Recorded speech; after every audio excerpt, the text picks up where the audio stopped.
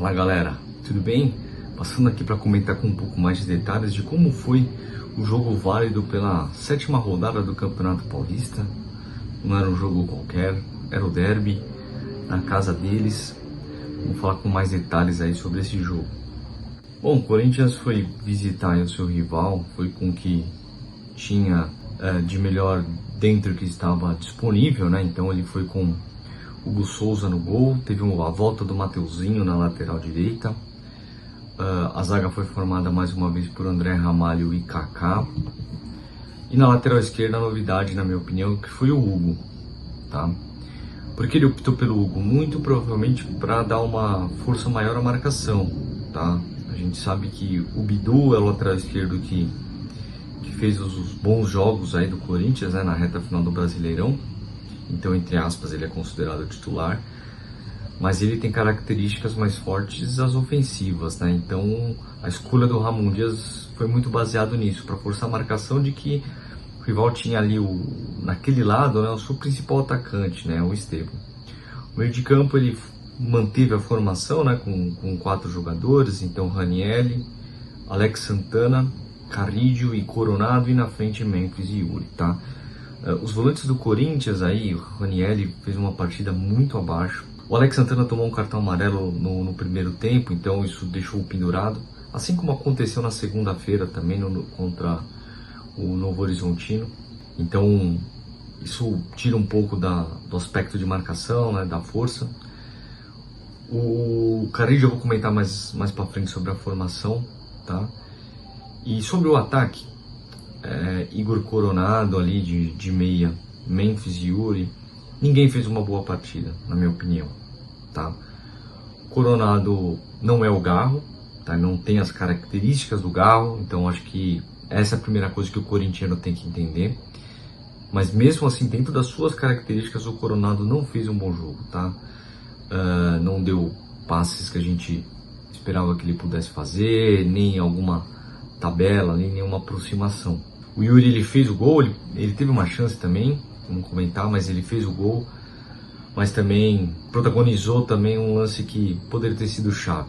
E o Memphis fez algumas gracinhas ali, pelo que eu lembro, na minha opinião, começou a pentear, deu um elástico e tal, mas falta efetividade ao Memphis, falta o Memphis ser o cara que resolva, ser o cara que faça valer a pena o investimento e até todo esse momento caótico que vem causando pelo número de camisa.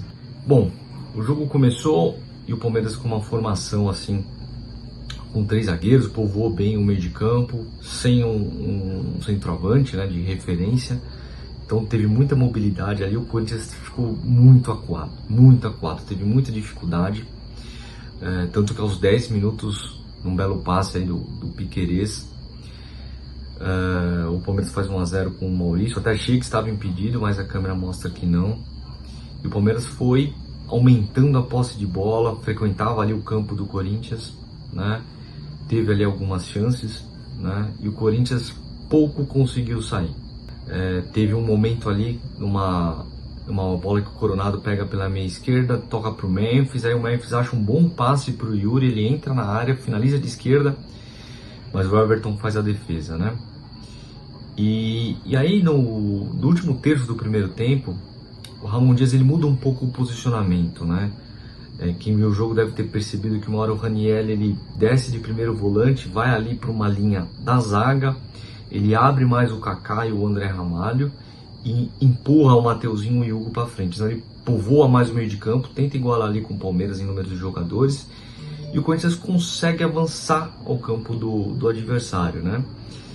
E tem ali um escanteio também, que o André Ramalho chuta, ela vem meio no susto, né? Ele não contava ali com o desvio, e o Everton faz uma bela defesa, né? O que poderia ter sido o gol do empate, mas o gol do empate veio numa roubada de bola do Memphis, ali no meio de campo.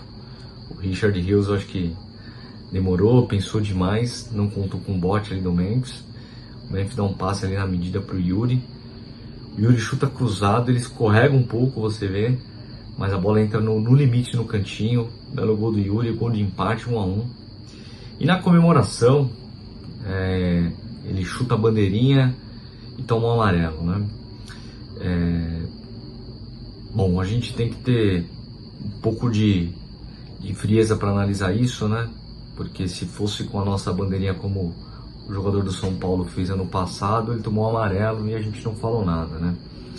Então, nesse ponto, eu acho que o amarelo vai mais pro Yuri, né? Podia ter se controlado um pouco mais ali, essa euforia, talvez ficasse sem o amarelo. O Corinthians volta pro segundo tempo e faz uma alteração, visto que o esquema ali com 3 zagueiros, quando o Ranieri recua, não deu certo, ele tira o Alex Santana, que já tinha o amarelo, e coloca o João Pedro, que é o zagueiro, né? Até também para ganhar um pouco mais de estatura, né? E João Pedro que fez uma boa partida, tá? Então o Corinthians volta para o segundo tempo aí com essa substituição e terminou bem o primeiro tempo, né? Por conta do gol. Então um gol no final do primeiro tempo dá um ar para você voltar melhor no segundo tempo, né?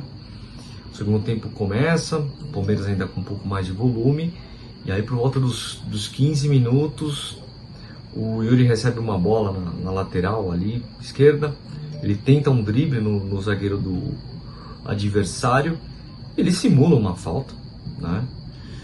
E o árbitro expulsa, né? Esse lance eu achei exagerado do árbitro, tá? Na boa. Tomar cartão amarelo por simulação, a gente já viu várias vezes, só que dentro da área. Eu realmente não recordo de algum amarelo que tenha ocorrido por isso fora da área, tá?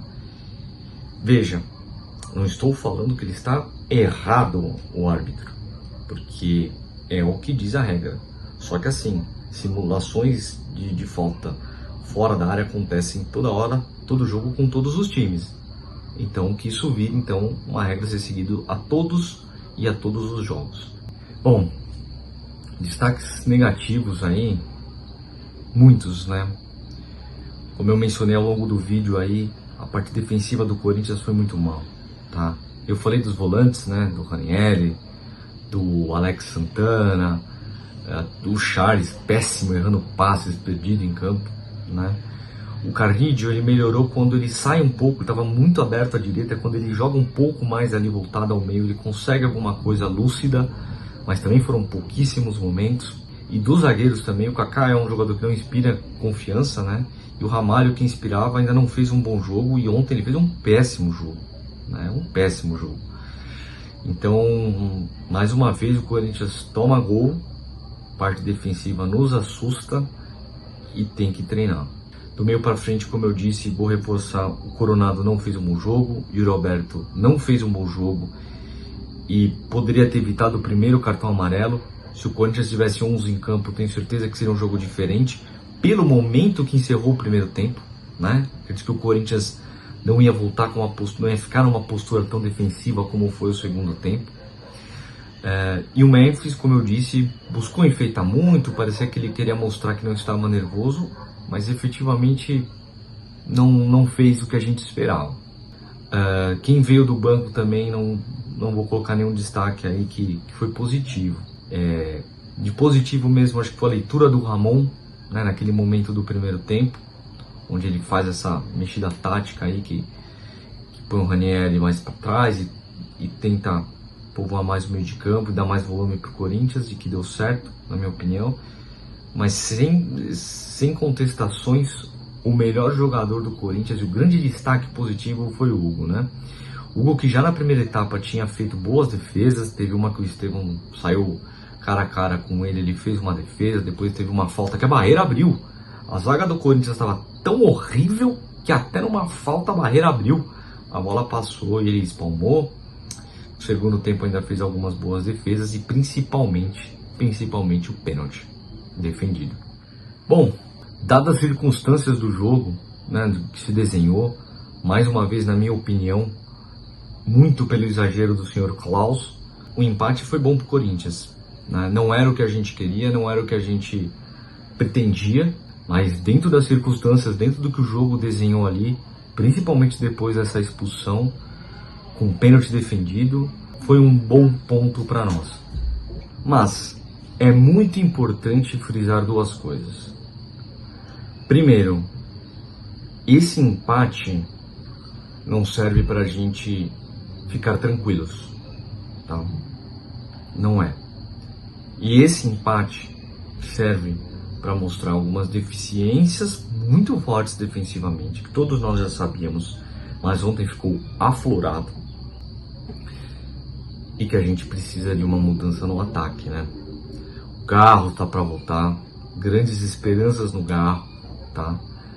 Porque ficou uma lacuna muito grande. O Corinthians não conseguia ficar com a bola para criar alguma coisa, não conseguia sair de uma pressão. Então ficou muito claro essa fragilidade defensiva do Corinthians, não só dos zagueiros, mas também dos volantes, que tenha dito, e do ataque aí, essa falta de poder de concentrar, de ter a posse de bola, de manter, de tentar criar uma jogada, né? Então tudo cai agora nas costas do Garro, ex-camisa 10. Que papelão, hein? Que papelão da diretoria isso daí, hein? Tomara que não dê nada, mas é um papelão você colocar na cláusula que o jogador vai ter que usar a camisa XYZ. Isso é um papelão.